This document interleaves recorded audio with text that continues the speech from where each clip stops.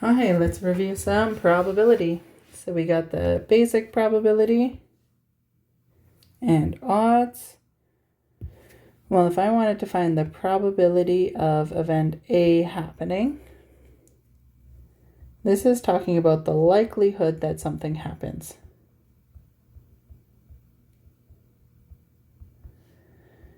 A occurs.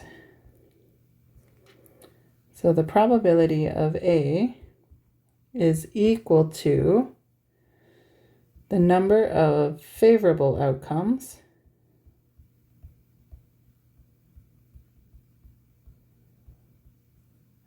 divided by your total number of outcomes.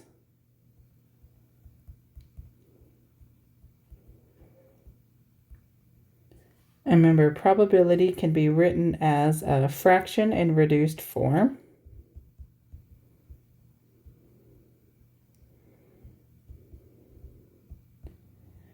It can be written as a decimal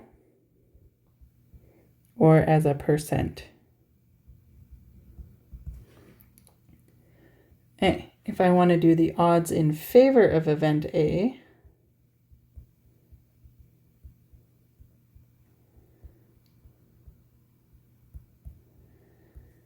so remember, this is just a ratio. So I'm just going to kind of... This is a ratio of favorable outcomes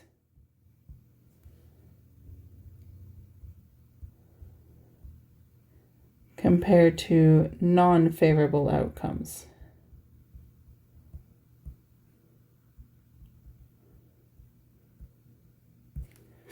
And this is always written as a ratio.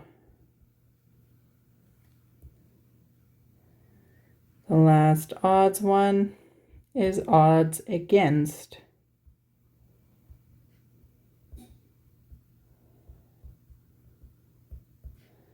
event A. And again, this is another ratio. This time we're going to start with our non-favorable compared to our favorable. And again, this is always a ratio. One thing to always note about probability is if you have the probability of A plus the probability of not A, this is always going to equal 1. All right, so I'm going to actually slip over here. Types of events and formulas. So we do have 4 formulas on our formula sheet, and we have to know what formula goes with which type of situation. So we have mutually exclusive events.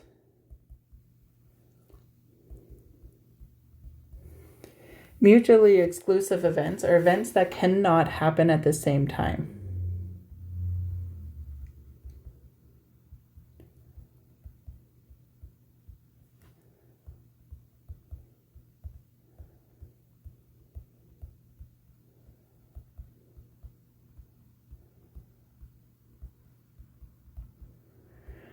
When we have mutually exclusive event, this is our Venn diagram that has 2 separate circles. Remember, this is also known as disjoint. This is event A, this is event B. In this specific case, our formula is the probability of A union B is just equal to the probability of A happening plus the probability of B happening. So if you ever want to prove something is mutually exclusive or not, this is the formula you use to either prove or disprove mutually exclusive If it's true, it's mutually exclusive. If it's false, it's not mutually exclusive. So on that note, not mutually exclusive.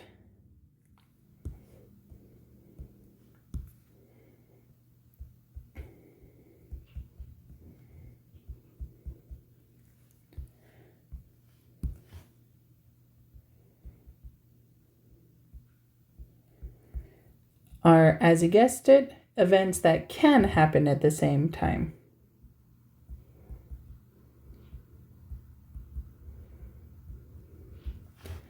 So this would be like drawing a heart and a 10. Because there's a card that's a heart of tens, or sorry, a 10 of hearts, they can happen at the same time.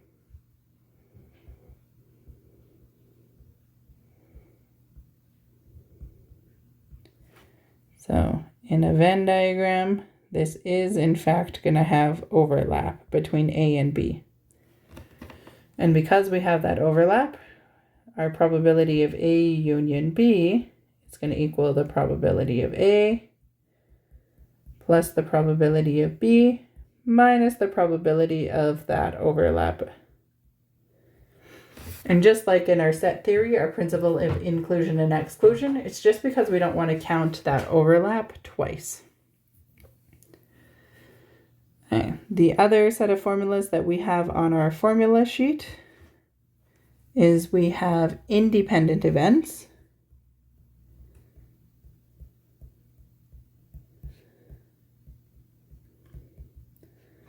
And for independent events, the occurrence of one event does not affect the probability of the other event. So the occurrence of one event does not affect the probability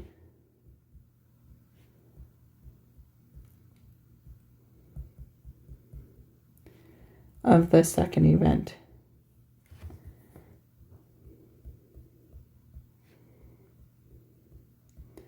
So these are when you have the ones with replacement.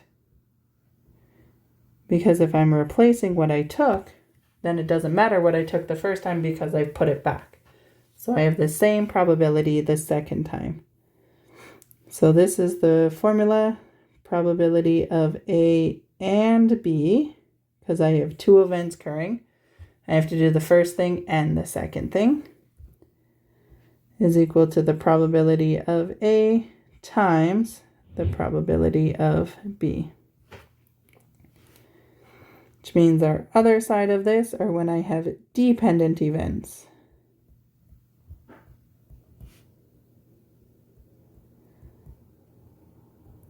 And this is where the occurrence of one event does affect the probability of the second event.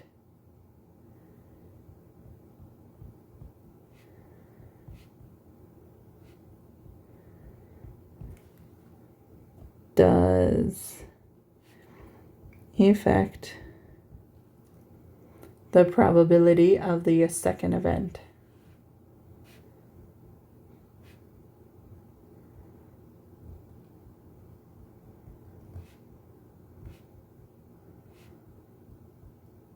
So these are the ones where you have without replacement.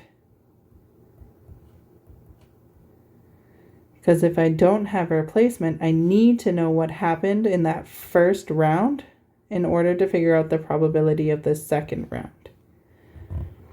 So we'd have the probability of A and B equals the probability of A times the probability of B given the fact that A already happened.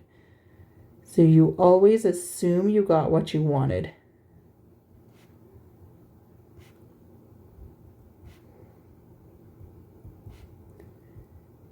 So if I wanted the probability of 2 hearts, then I assume I took a heart the first round, which gives me 1 less heart to deal with this round. So always assume you got what you wanted. In math terms, this means the probability basically of B given that A already happened.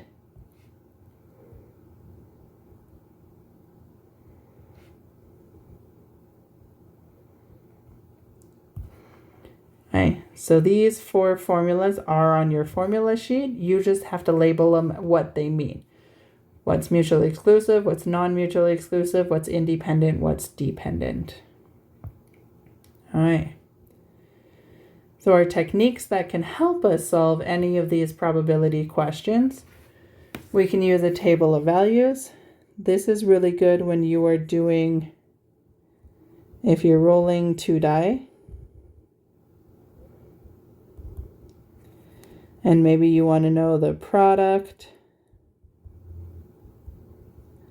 the sum, the difference. They don't often ask quotient because it's not really nice numbers. Or it might be like how many times a double occurs.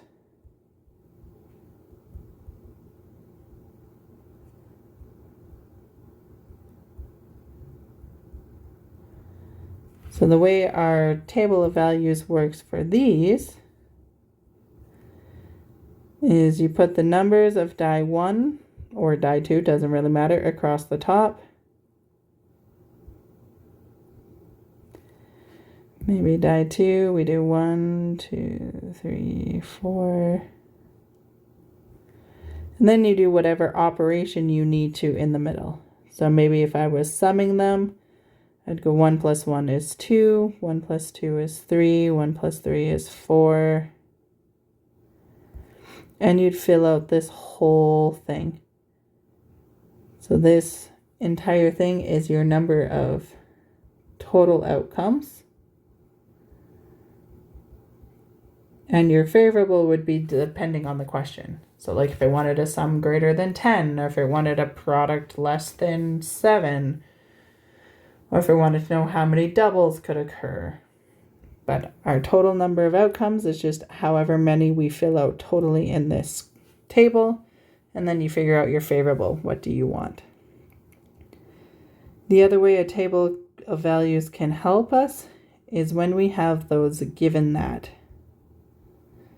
types of probability. So maybe I have a table that is telling me we have males, females, and then we have, I don't know, drive a car, take a bus. So maybe we have 10, 15, 5, and let's do 10 again. So we'd have our total, and we'd have our total. So total cars is 25, total bus is 15, total males is 15, total females is 25, and our overall total is 40. So if I just wanted to know the probability of taking a bus, well, I'd say there's 15 bus takers out of 40 total people. But if I want to narrow it down, what's the probability of taking a bus given that the person I'm talking to is a male? So this narrows our focus.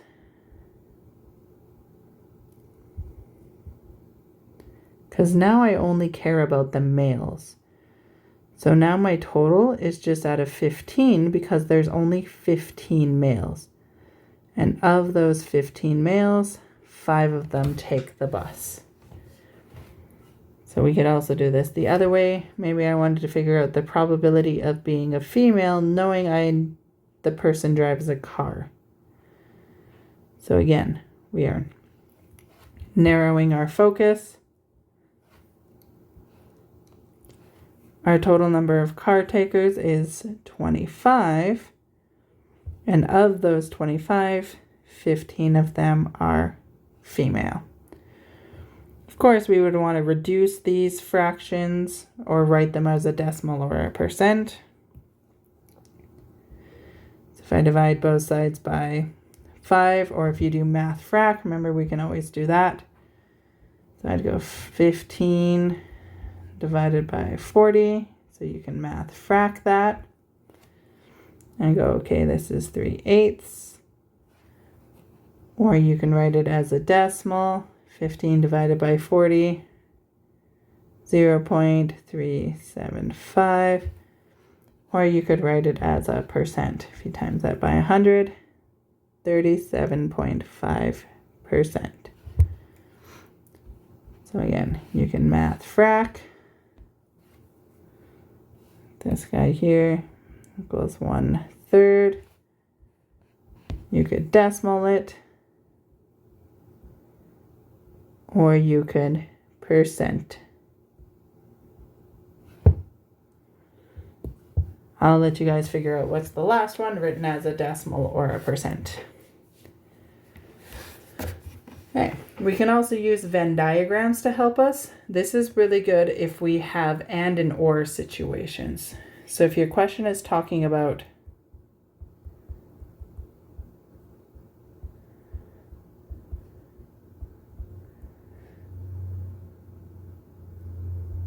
ands and ors, then a Venn diagram can come in handy. So like maybe the probability of a car having a sunroof is equal to 0.5. The probability of a car having, I don't know, leather interior is equal to 0.6. And maybe the probability of having a sunroof and leather is equal to 0.3. So, and the question wants to know what's the probability that a given car has a sunroof but not leather interior. Okay, so this is one where our Venn diagram is going to help us. And just like in set theory, you always want to start with your center. So let's say that this is my probability of sunroof. This side over here is my probability of leather. So my probability of sunroof and leather, well, that's 0.3. If I just want a sunroof, well, remember, we always have to subtract out the middle. So if this is 0.5 minus 0.3, this is 0.2. On this side here, my leather is 0.6. Subtract out the 0.3 I already know. So this is also going to be 0.3. And my whole probability, the Venn diagram universe, has to equal 1. So my probability of the universe needs to equal 1. But if I go 0.2 plus 0.3 plus 0.3, this only gives me 0.8. So I'm missing 0.2. So that's my probability that my car doesn't have a sunroof or leather seats. So if I want to answer this question that I proposed here, sunroof but not leather seats, well, that's going to be this part out here. That's going to equal to 0.2 or a 20% chance. So when you have situations like these, this is when your Venn diagram is going to help. Tree diagrams are helpful when we have two consecutive probabilities. So this is when we have two consecutive, so one event occurring right after another, events. So maybe I have in a bag, here's my lovely bag, I have 5 blue candies and I have 3 red candies. Maybe I want to figure out the probability of at least 1 blue candy if I'm drawing twice. 2 times. And the key here is that we're going to do without replacing. So I'm going to keep that first candy. So our tree diagram is really helpful in these situations because it's going to keep track of all of our outcomes. So I know I want at least one blue candy. So I could get my blue candy on my first draw. I could get the blue candy on the second draw. Or I could get the blue candy on the first and second draw. Basically, I just don't want the scenario where I get 2 red candies. So I have 2 consecutive events. So this is going to be draw 1. And then after I do draw 1, I have to do draw 2. This example here that I'm doing is also a very good example of your dependent events. Because I need to know what happens in draw 1 in order to figure out draw 2. So my probability of getting a blue candy in draw 1, well, there's 1, 2, 3, 4, 5 blue candies out of 8 candies. My probability of getting a red candy on draw 1, well, there's 3 candies out of 8 candies. Remember on draw 2, I've kept the candy that I got in draw 1. So in this branch, I kept this blue candy here. So which means when I do my probability here, I have 1 less blue candy. So now I only have 4 blue candies out of 7 total candies. Because remember, in this situation, one of my blue candies is gone. But my red candies all still remain. You can see I still have my 3 red candies out of my now only 7 candies. In the other tree branch, all my blue candies remain, and it's a red candy that I drew out. So now in this particular branch, my probability of a blue candy, I still have all 5 blue candies out of my 7 total candies. And my probability of a red candy, well, because I took one of the red candies here, now I only have 2 out of 7. So I have to do draw 1 and draw 2, which means I need to multiply all of these probabilities together. So if I wanted to find the probability of blue and blue, this is going to equal 5/8 times by 4/7, which is going to equal 20 over 56. All right, then I'm going to go along this second branch. So you can see all I'm doing here is going along the branches. So I'm going to draw a blue first and a red second. So I want to know the probability of blue and red. So probability of blue in my first draw, 5/8 times by 3/7. Well, that's going to be 15/56. Following now I'm going to get a probability of a red candy first. And I'm going to get the blue candy second. So red candy first is 3/8 times by blue candy, which is 5/7, which is 15 out of 56. And last but not least, my last branch, my probability of red and red. Well, red first draw is 3/8. Red second draw is 2/7. So this is going to be 6/56. So these are all the scenarios I can have. So this should total 100%. or in this case should be 56 out of 56, because these are the only events that could happen.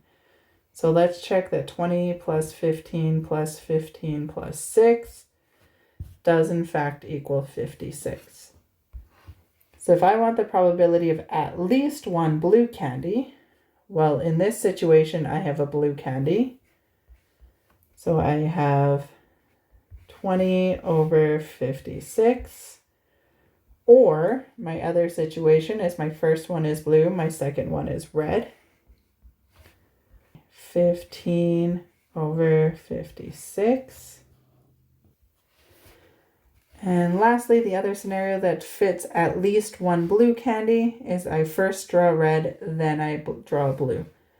So that's 15 out of 56 again. So plus 15 over 56. So there we go. And this reduces it for us. So this probability is going to equal 25 out of 28. So you don't have to do the Venn diagram. The Venn diagram is just a way to help you keep your information organized. That can help you answer any type of question. Of course, in probability, we can also do probability with counting methods. So we already know that probability of, let's say, event A is your number of favorable over your number of total. In your counting method ones, your number of favorable is whatever situation or the amount of times it meets whatever restriction you're given.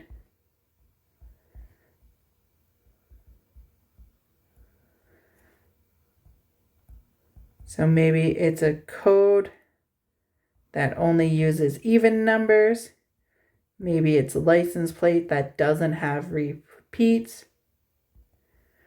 Whatever your restrictions are, that's what you're going to use to find your number of favorable outcomes. Then your total is when you have no restrictions at all. So I just want the 4-digit code. I just want the license plate. I just want people on the committee. I don't care if they're male or female. This one is your no restrictions. So once you figure out with your restrictions to find your favorable over your no restrictions, your total, that's what's going to give you your probability of A. You might have to use perms. So you might have to use NPR. You might have to use fundamental counting principle. You might have to use combinations. So NCR, because order doesn't matter.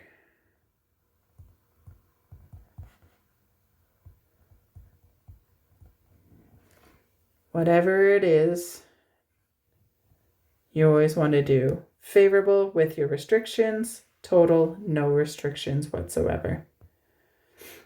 So there you have it. There is all of the information or a general overview of the information for probability. Try the questions. Feel free to add anything that you need to add based on your questions. And don't forget to do your formula sheet brain dump as well.